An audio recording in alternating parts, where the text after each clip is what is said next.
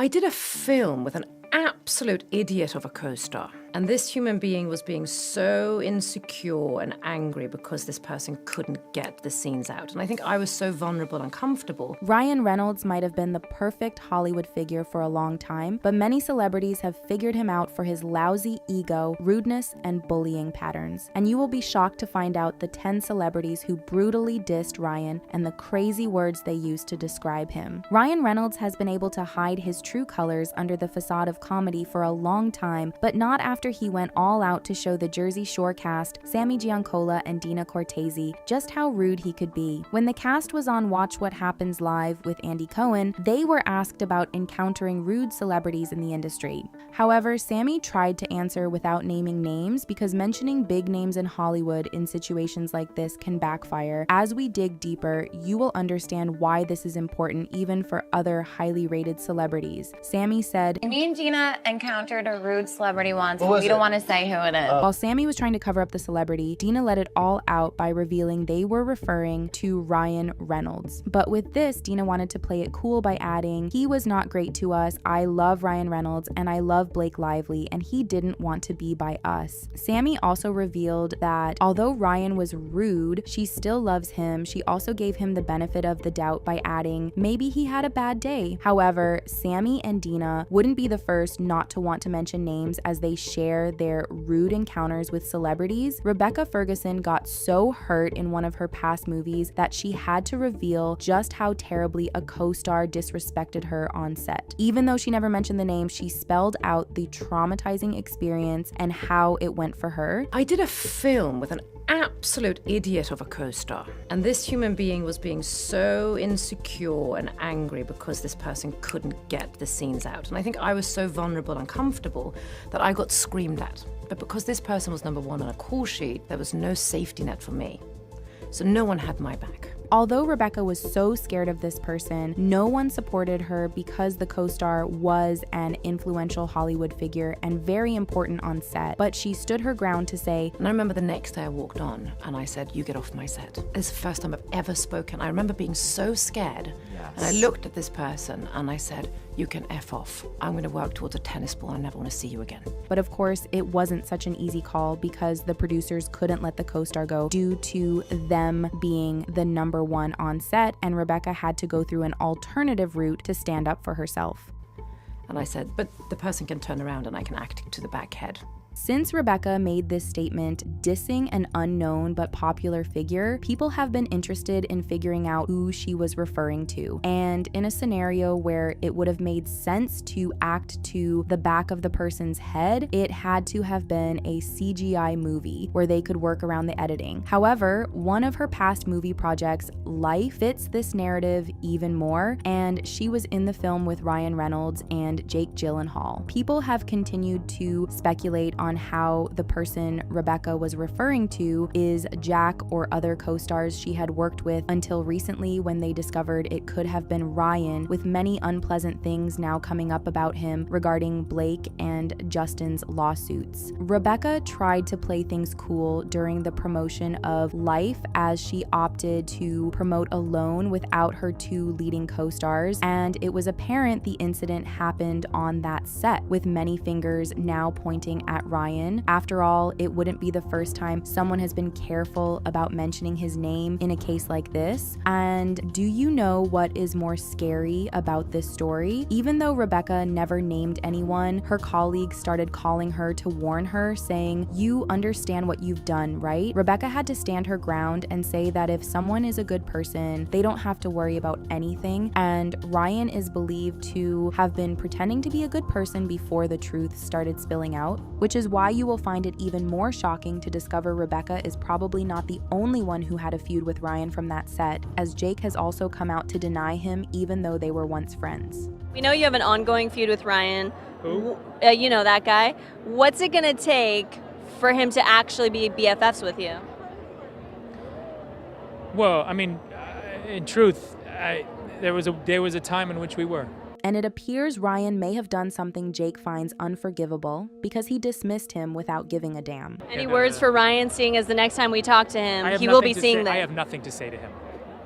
That facial expression at the end already says everything about how Jake feels about Ryan. Speaking about co-stars, Morena Baccarin also had some not so pleasant experiences with Ryan Reynolds, which explained her reduced role in Deadpool despite starting very strongly in the franchise. From playing one of the essential characters in the first Deadpool to becoming absent and taking a minor position, it's being revealed that none of this is a coincidence, as Morena was intentionally left out of all press and events concerning Deadpool and Wolverine because she had a disagreement with Ryan on set. In the red carpet photos at the premiere, Morena was pictured all by herself, which is said to be based on Ryan's demands, and it's a fascinating parallel to what happened between Blake and Justin in It Ends With Us. What happened between Morena and Ryan on the set of Deadpool was such a powerful move that Morena wasn't even pictured with any of the other co-stars in the film, even though they were all happily surrounding Ryan at the premiere. The agreement might have been about redefining her roles or the jokes in the movie, and Ryan's ego couldn't take it, but whatever may have gone down, Ryan showed his power and sidelined the actress who stood her ground but had nobody to back her against him. And you know who else called out Ryan for the insecurities that he hides underneath jokes? Another of his co-stars, TJ Miller. TJ, who plays Weasel in Deadpool, revealed he left the film because of Ryan and wouldn't have returned to Deadpool 3 even if they offered him twice the amount he was paid for the previous gig. Also, TJ revealed that he would never work with him again because he never recovered from how terrible Ryan treated him on that set. Really weird moment on Deadpool where he said, let's do one more take. And everyone was like, okay. And I was like, yeah, I'm fine. And then as the character, he was like horrifically mean to me, but to me.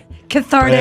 As if I'm Weasel. Even though they are both into comedy, TJ is very convinced that Ryan wasn't joking but was downgrading him to hurt him without any remorse when he said, So he was like, what's great about you, Weasel? You're not the star, but you just, you do just enough exposition that it's funny, and then we can leave and get back to the real movie. So he's riffing. TJ also couldn't think of any reason why Ryan would be rude to him or embarrass him just for playing a minor character by saying he's not the star. He believes it's firmly due to Ryan's insecurities. It wasn't for any other reason but to remind TJ he's not as successful as he is. And this wouldn't be the first time a celebrity would call Ryan insecure, because even his ex-partners did, and it's unbelievable how Ryan scarred his ex-wife over this, as we get to it soon. When TJ mentioned he would never work with Ryan again, he shared this conviction with the former director of Deadpool, Tim Miller, who left his job because of Ryan Reynolds. Tim revealed that Ryan's possessiveness of the Deadpool films drove him from the franchise. Tim said it became clear that Ryan wanted to be in control of the franchise. You can successfully work that way as a director, but I can't. I don't mind having a debate, but if I can't win, I don't want to play. And I don't think you can negotiate every creative decision. There's too much to make. Ryan being the face of the franchise was an advantage. He had to boot Tim out of the production to get his way when Tim wouldn't compromise. When Ryan isn't taking control of film projects or being insecure over his colleagues to the point of being rude to them and icing them out, he does that in his romantic relationships. It was a pretty awful scene with Scarlett Johansson, whom he married from 2008 to 2011. Ryan met and started dating Scarlett in 2007. They dated for about a year before Ryan proposed, and they got married in 2008. It's believed that their marriage started hitting a rock when Scarlett was getting big acting contracts in projects like Iron Man 2 and The Avengers between 2009 and 2011 before they were released. This detail is significant for what Scarlett exposed as soon as they divorced. Ever since their marriage ended, Scarlett has been hinting at many things that went wrong in their union, and the keywords are always jealousy and insecurity. She said, "I don't like jealous behavior. I don't mind an occasional check-in, but when somebody is passive-aggressively jealous, it's unattractive. negative because it shows a sort of insecurity. Oh, controlling behavior is awful. Nobody's gonna say they love that. It's no longer news that Ryan loves to be in charge with how he took over Deadpool and made the former director quit, and Scarlett also implied that he was like that in their marriage, which she didn't find cute at all. With